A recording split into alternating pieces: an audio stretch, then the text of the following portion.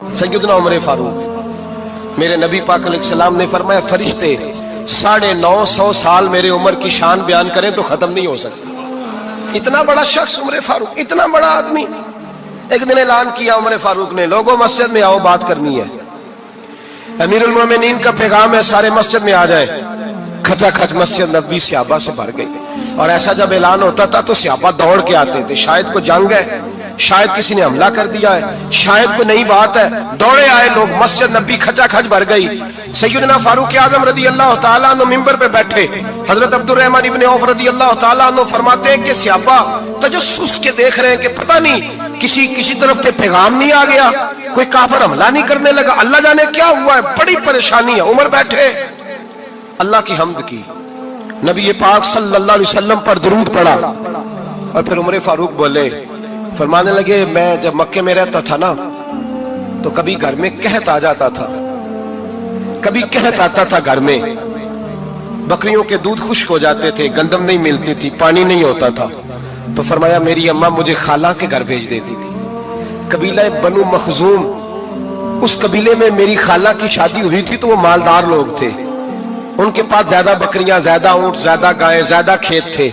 हजरत उमर फारूक फरमाने लगे, मैं उनके घर जाता तो मेरे खालू समझ जाते कि उमर को इसलिए भेजा गया है कि कहत आ गया है। फरमाते हैं वो मुझे सवेरे बकरियां चराने ले जाते, शाम तक मैं उनकी बकरियां चराता। अमीरुल मोमिनीन उमर, एक तरफ मसला यह है कि कैसर और किसरा की दीवारें हिल रही हैं उमर के नारों से, और इधर उमर मिंबर पे बैठ के खुतबे दे रहे। फरमाते मैं बकरियां चराता, शाम तक खाला के घर जाके मजदूरी करता, और फरमाते शाम होती तो एक मुट्ठी किशमिश मुझे देते वो। आप फरमाते मैं बड़े कद वाला था, एक मुट्ठी किशमिश मिलती है, कभी एक मुट्ठी खजूरें, मैं शाम को खा के सो जाता। कई कई महीने यूं ही गुजरते तो मेरी अम्मा का पैगाम आता कि हालात सही हो गया, मेरे बेटे को भेज दो। ये बात कही, हजरत उमर रोने लगे और फिर कहने लगे, अब वो वक्त आया है कि लोग मुझे अमीरुल मोमिनीन उमर कह के पुकारते हैं। बस ये दो बातें की। उमर ने कहा चलो जोहर का वक्त हो गया, अजान पढ़ो, उठो, नमाज पढ़े, उठो। अजान हुई, इकामत हुई, जनाब उमर ने नमाज पढ़ाई, लोग चले गए तो सैयदना अब्दुर्रहमान इब्न औफ यराना था जनाब उमर से, बाजू पकड़ के कहने लगे, उमर सियाना बंदा यार तू ये दो बातें सुनाने के लिए इतना मजमा इकट्ठा किया था, ये दो बातें कहने के लिए कि मैं खाला के घर जाके मजदूरी करता था तो एक मुट्ठी किशमिश मिलती थी, एक मुट्ठी खजूरें, ये कहने के लिए कि मैं बकरियां चराया करता था। तो हजरत उमर फारूक रदी अल्लाह तआला अन्हु फिर रोए, फिर आंखों में आंसू आए। कहने लगे, अब्दुर्रहमान आज ना मिस्र शाम से कुछ लोग आए थे और वो बता रहे थे कि उमर तेरा डंका वहां भी बड़ा बजता है।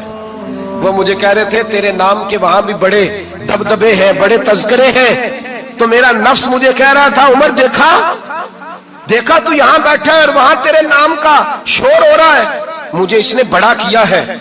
तो मैंने आज मुस्तफा के सारे गुलाम इकट्ठे करके अपनी औकात बता दी है। मैंने अपनी औकात बताई है कि मैं कुछ नहीं, कोई शय नहीं, कोई चीज ही नहीं, असी किसी से कुछ नहीं जे लगदे, ना कोई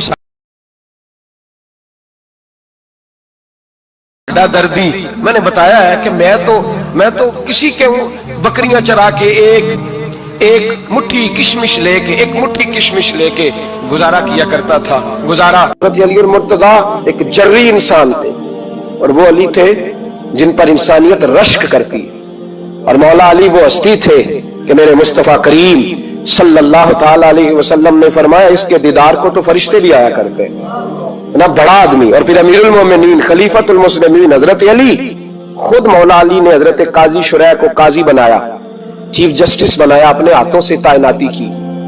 हजरत मौला अली रदी अल्लाह तआला अन्हु की ज़िरा गुम हो गई, काफी देर गुजर गई तो एक यहूदी के पास वो ज़िरा आपको नजर आई। हजरत अली ने डायरेक्ट उससे छीन नहीं लिया, हालांकि अमीरुल मोमिनीन थे।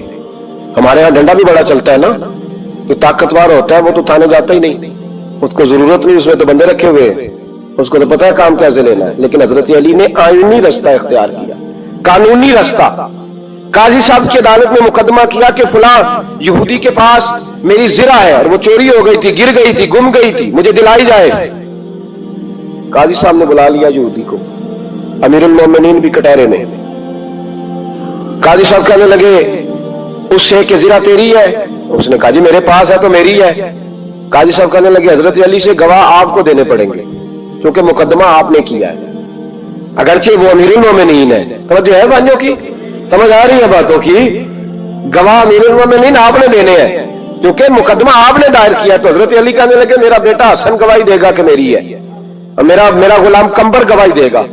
قاضی صاحب کہنے لگے حضور ان کی گواہی درست تو ہے پر میں نہیں تسلیم کرتا, اس لیے کہ بیٹے تو باپ کے حق میں بولا ہی کرتے ہیں, نوکر تو آقاؤں کے حق میں بولتے ہی ہیں, جائیں کوئی غیر جانبدار بندہ لے کے آئے جو گواہی دے. تو حضرت علی خاموش ہو گئے, کہنے لگے ابھی میرے پاس ایسا کوئی گواہ نہیں. قاضی صاحب کہنے لگے چلیں پھر آپ یہودی کو راضی کریں, آپ نے کیوں بلا وجہ گھسیٹا عدالت میں, راضی کرے, انصاف کا تقاضا ہے. تو حضرت علی قریب گئے, کہنے لگے بھیا ناراض نہ ہونا, زرا تو میری ہے, ناراض نہ ہونا, میں نے غلط مقدمہ نہیں کیا. علیحدہ بات ہے کہ میرے پاس گواہ نہیں تو میں کوئی بے انصافی نہیں کر سکتا, تو میرے ساتھ چل تجھے کھجوروں کا حلوہ کھلاتا ہوں تاکہ تو راضی ہو جائے. وہ یہودی کہنے لگا میں نے قاضی صاحب کا انصاف دیکھا اور جناب علی کا انصاف کے لیے کھڑا ہونے دیکھا تو میں مولا علی کے قدموں میں بیٹھ گیا. میں نے کہا علی جب تیری یہ شان ہے تو محمد عربی کا کیا مقام ہوگا. میں نے کلمہ پڑھنا شروع کر دیا. دیکھیں نا تقاضا پورا کیا ہے حضرت علی نے. تو وہ کہنے لگا علی تیرے انصاف کے رنگ نے نا, جملہ یاد رکھنا, کہنے لگا یہودی علی تیرے انصاف کے اس رنگ نے میرے دل سے کفر کی میل دور کر دی, تیرے عدل نے میرا کفر توڑ دیا, کفر. لیکن شرط, لیکن نا غریب آدمی ابو ایوب انصاری, ماڑے بندے, اب تو پیر اور مولوی بھی گنجائش نہیں نہ دیتا کسی کو بولنے کی. تو سیاست دان تو اللہ ہی کی پناہ, وہ تو پتہ نہیں کس طرح سوتے ہیں رات کو, اللہ ہی جانتا ہے. پتہ نہیں کس طرح اپنے آپ کو مطمئن کر کے وہ زندگیاں گزار رہے ہیں, خدا ہی بہتر جانتا ہے. حضرت عمر فاروق جیسا دلیر اور جرری آدمی جمعہ پڑھانے مسجد میں داخل ہوئے تو جناب ابو ایوب انصاری دروازے پہ کھڑے ہو گئے, کہنے لگے عمر تیرے نوکر نہیں, ٹائم پہ آیا کر, بڑی دیر سے کھڑے ہیں. کیوں دیر سے آیا؟ بڑے جلالی تھے نا حضرت عمر, لیکن وہ جلالی اس وقت تھے جب کوئی ظلم کرتا تھا, اور ذات کے لیے جلالی نہیں تھے. کب وقت پہ آیا کر, کو ملازم نہیں تیرے. تو سیدنا فاروق اعظم منبر پہ چڑھے اور فرمانے لگے اللہ ابو ایوب انصاری کا بھلا کرے, جب تک اس طرح کے لوگ موجود ہیں کوئی بادشاہ بگڑے گا نہیں, اللہ اس کا بھلا کرے, اس نے میری توجہ صحیح. اور پھر عمر رو پڑے, رو کے فرمانے لگے مسلمانوں معاف کر دو, غلطی کوئی نہیں, میرے پاس کرتا ایک ہی ہے, اور عبداللہ کی ماں نے وہ دھو کے خشک ہونے کو ڈال دیا تھا, غریب ہو, کرتا دوسرا کوئی نہیں, تو وہ ذرا نا خشک ہونے میں دے آ کے دیکھ لو ابھی بھی گیلا ہے, مجھے معاف کر دو, میری غلطی نہیں ہے. صحابہ درد کے ساتھ رونے لگے اور کہنے لگے اللہ اس طرح کے حکمران ہمیشہ عطا کرتا رہتا. میرے بھائی تو انصاف کا رنگ تو دے, ان تقاضوں کو سمجھنا. یہاں کسی کی جرت ہے بول سکے, طاقت ہے کسی کی, لیکن انہوں نے اپنے آپ کو پیش کیا, سامنے پیش کیا اپنے آپ لوگوں کے سامنے.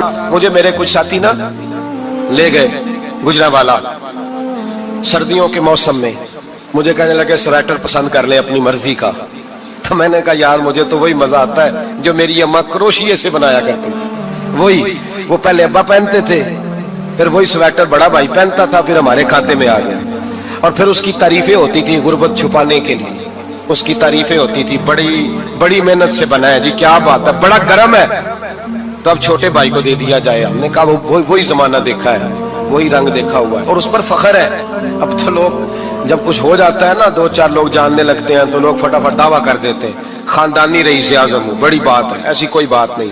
جس کو اپنا آپ یاد رہتا ہے اسے خدا بھی یاد رہتا ہے, جسے اپنا آپ یاد رہتا ہے اسے رسول اللہ بھی یاد رہتے ہیں, جسے اپنا آپ یاد رہتا ہے اس کی نظر میں دوسرے لوگ بھی کچھ ہوتے ہیں, دوسرے لوگ بھی کچھ ہوتے ہیں. میں عمرے کے لیے حج کے لیے جاتا رہتا ہوں, رب مجھے اپنے فضل سے بلا لیتا ہے. تو میں ایئرپورٹ سے نیچے اترا تو ایک صاحب میرے جاننے والے تھے, دوڑ کے آئے اور مجھے کہنے لگے کیا بات ہے, سنا ہے اس دفعہ آپ سعودی ایئر لائن سے آئے, سیدھا مدینہ شریف آئے, کیا بات ہے آپ کی. اور میں نے کہا صاحب چھوڑ دیں, میں بھی جب پہلی دفعہ آیا تھا تو میں بھی بڑا گھور گھور کے ایئرپورٹ دیکھتا تھا, میں نے کبھی دیکھا جو نہیں تھا, میں بڑا گھور گھور کے دیکھتا تھا. کوئی ایسی بات نہیں ہے, یہ نظام قدرت ہے, بادشاہ کے فیصلے ہیں, وہ جب چاہتا ہے جس طرح کے چاہتا ہے فیصلے فرما لیتا ہے.